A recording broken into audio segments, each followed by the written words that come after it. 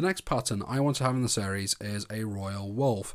Now, the way I see this pattern is it's essentially a variation of a variation. So circa 150 years ago, I think, thereabouts, there was a Coachman as a pattern, which is a very popular wet and dry fly. The Coachman, when it went over to America as a dry fly, there was this addition of red silk into the middle, and that essentially then came about as a Royal Coachman.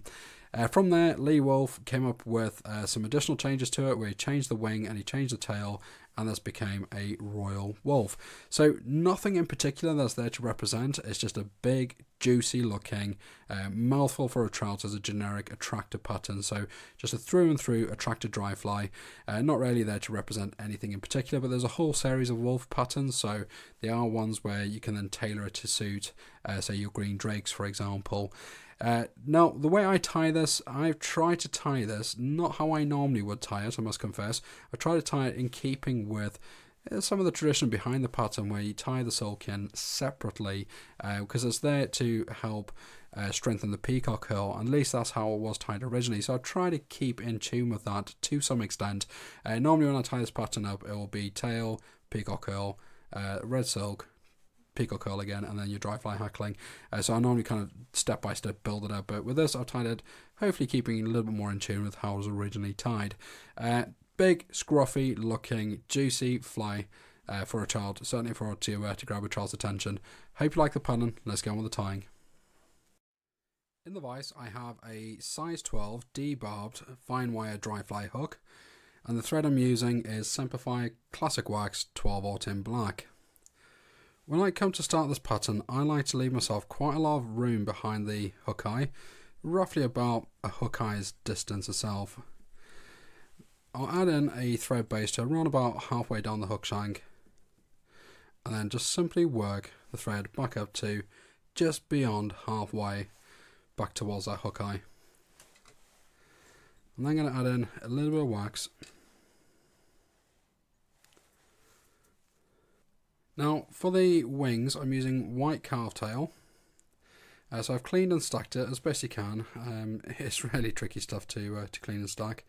It's just one of those type of fibres that doesn't like to stack very well.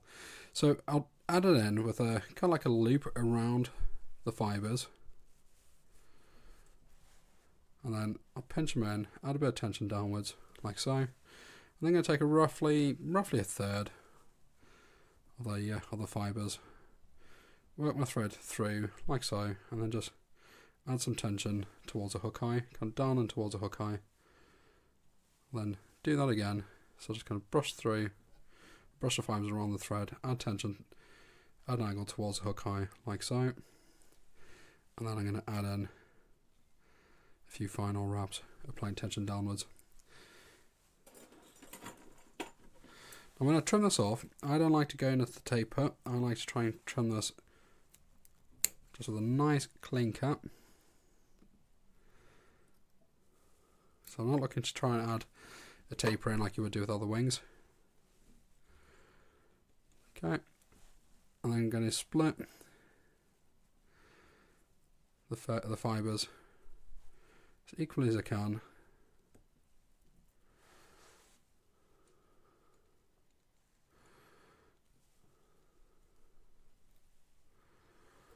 I'm just going to add in a few figure of 8 wraps. This way. Try and keep the fibres as together as you can, because they do like to get trapped in on the wrong side at times.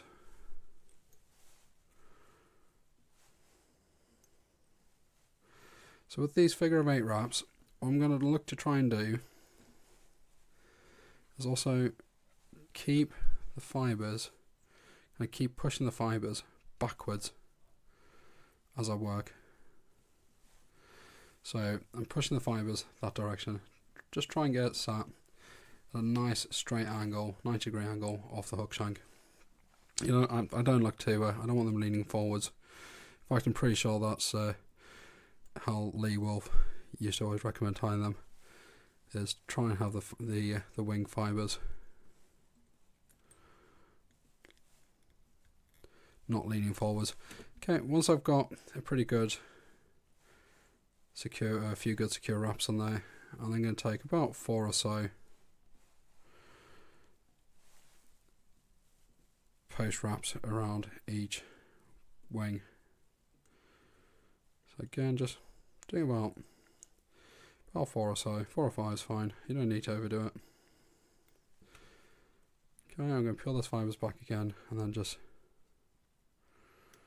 add in a little bit of a thread down, just to help keep those wings where I want them. Okay, now all I'm going to do is just kind of twist them together like so, just to help keep them as kind of tightly knit as I can. Right, from there I'm going to work my thread wraps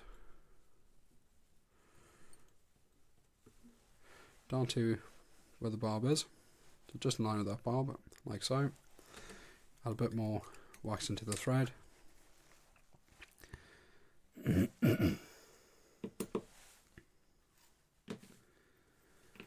Now the tail is moose body, got a pretty healthy clump of it, around about 20 odd fibres. I'm going to measure that out again to roughly the length of the hook shank, and same with this. I'm going to add that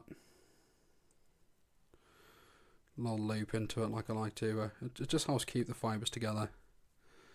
I'll just make sure I've got the fibres sat nicely on top of the hook shank. Okay, just check everything's where you want it to be.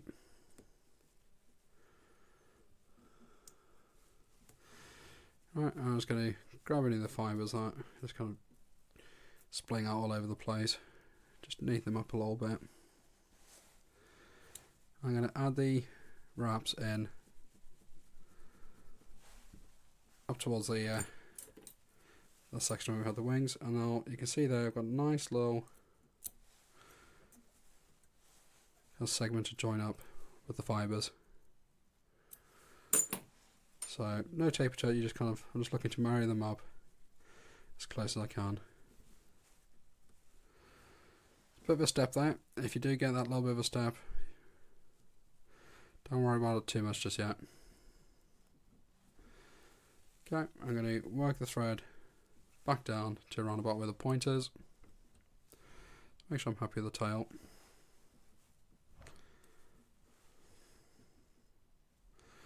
Just manipulate the fibres to where I want them.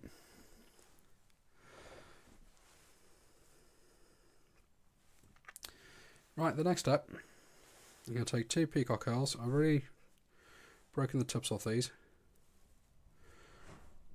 I'm just going to get them sat side by side.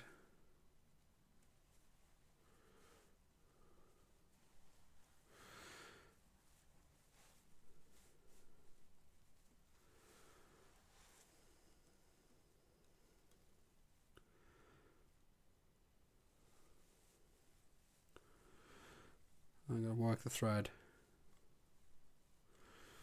down to base where the tail's tied in. Right, I'm going to take these two in opposite directions to my thread wraps. Right, just going to work these in together, opposite direction to the thread. I'm going to go right up to just shy of the wings. Now I'm going to tighten my thread just to minimise this footprint. I'm going to look to try and catch in as few fibres as possible as I add in this counter ribbing. So not really something that would have been done in the previous fly on the earlier versions of this pattern. So just my way of adding some extra durability. I don't like roping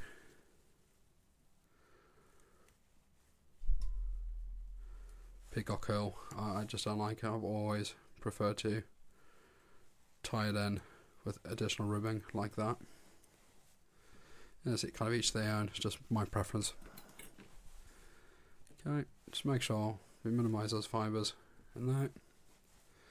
Now when I tie this in, I also like to kick that forward and tie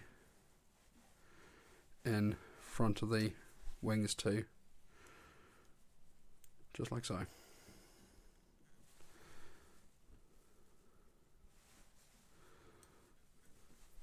Because it's quite bushy, you're going to get fibres unfortunately kind of all over the place, but it'll look a little bit better when we put the sulk in.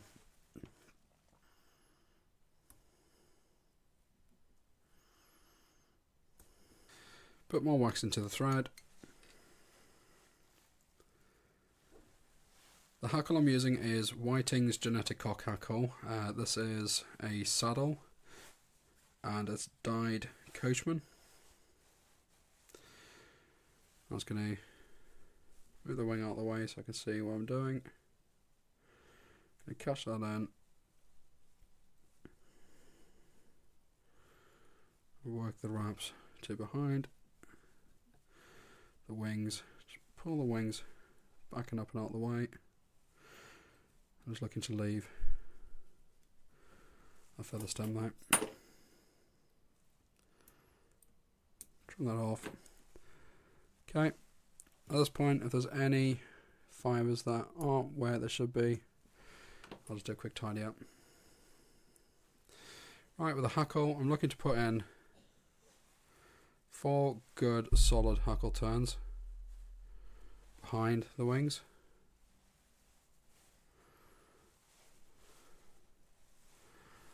So once I've got those 4 turns in, peel the wings back and then go in front.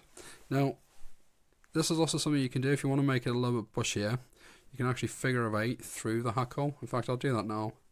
So it makes it a little bit of a bushier looking fly. Perhaps not as pretty. Let's work that to in front and then I'll figure of 8 through. So it's definitely not as pretty, but you're getting much fuller hackle. Just make sure I try and keep the hackle point in the direction I want it to be in. And then put in a few extra turns in front. Looking to get a good 3 to 4 turns in front too, just to keep the wings in the right place.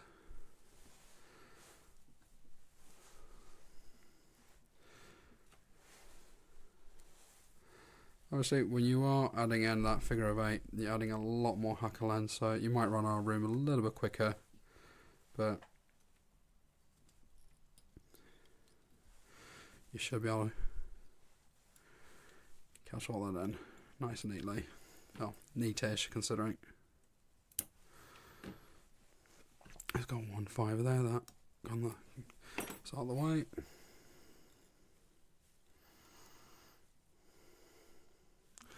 Okay, go back, add in a quick whip finish.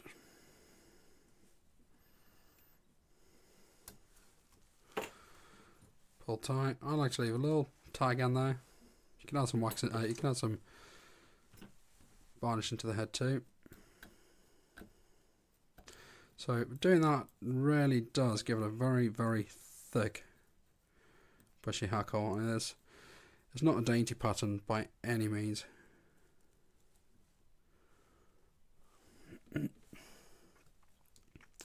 Right, once I've got all those fibres out of the way, I'm then going to go in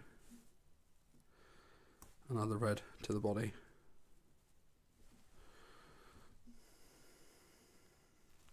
So yeah, it really is just a big mouthful of a fly. Now for the red, I'm using Danville's 4-strand rayon. I believe that's their number 56 in their chart, in the colour chart. It's the red. Either 54 or 56, I'm pretty sure it's 56. So I'll take a nice long strand of this, push all these fibres forward, don't want them getting in the way, and I'm going to catch in a jam knot, just low way off that thorax section, like so. Keep that under tension, and take a snip, get the tag end off.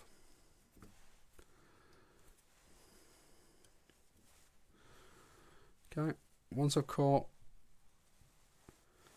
all that in, I'll work the thread wraps just short, kind of around about halfway. If it starts to open up on you, just give it a twist, and I'll then just help close the fibres. And then I'll add in a whip finish. It's got a few fibres kicking off there. I want to get rid of those because if you don't tidy those fibres up, they're just going to get stuck in your whip finish.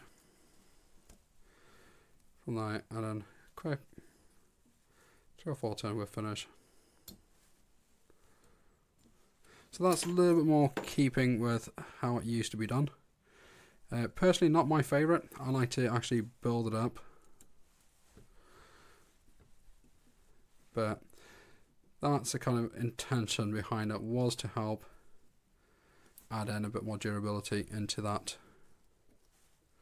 thorax section. So not my preferred way, I must admit. I prefer building it up, peacock herl, and then building up each segment as I go along. But I want to keep it a little bit more authentic, a little bit more keeping in tune with what the tyres used to do when they put these together.